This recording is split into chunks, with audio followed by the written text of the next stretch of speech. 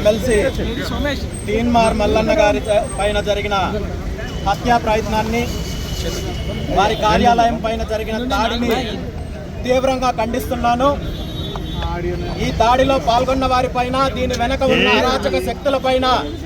ప్రభుత్వము కఠిన చర్యలు తీసుకోవాలని చెప్పి ఈ సందర్భంగా డిమాండ్ చేస్తూ, తెలుగు రాష్ట్రాల్లో ఈ ఆధిపత్య పార్టీలకు రాజకీయాలు చేయడానికి, అధికారంలోకి రావడానికి, దోపిడీ చేయడానికి బీసీలు కావాలి, బీసీ నాయకులు కావాలి, బీసీల ఓట్లు కావాలి. కానీ బీసీలకు జరుగుతున్న అన్యాయం పైన బీసీలలో చైతన్యం తీసుకొని వచ్చి బీసీలను అభివృద్ధి దిశగా తీసుకెళ్లాలని బీసీల కోసం పోరాడే నాయకులు ముందుకొస్తే అణసివేసే కార్యక్రమం చేస్తారు, కేసులు పెట్టే కార్యక్రమం చేస్తారు. ఈ విధంగా దాడులు చేసి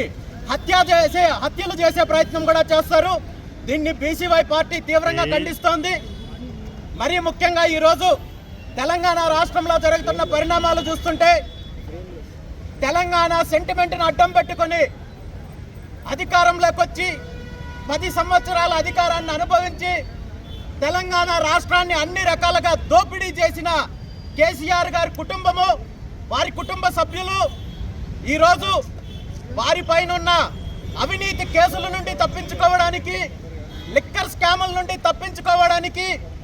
కల్వకుంట్ల కవిత అనే ఒక వ్యక్తి ముందుకొచ్చి బీసీ సెంటిమెంట్ని అడ్డం పెట్టుకొని కేసుల నుండి తప్పించుకోవడానికి ప్రయత్నం చేస్తుంటే, వీటిలో ఈ అంశానికి సంబంధించి ఎవరైతే బీసీ వర్గాలలో తెలంగాణ ప్రజల్లో చైతన్యం తీసుకొస్తున్నారో వాళ్ళ మీద దాడులు చేసి హత్యలు చేయడానికి ఈరోజు నీచంగా దిగజారిన రాజకీయాలు చేసే ప్రయత్నం జరుగుతోంది. ఈరోజు కల్వకుంట్ల కవిత గారిని నేను ఒక్కటే అడుగుతున్నాను, మీరు గతంలో 10 సంవత్సరాలు అధికారంలో ఉన్నప్పుడు బీసీల గురించి పట్టించుకోలేదు,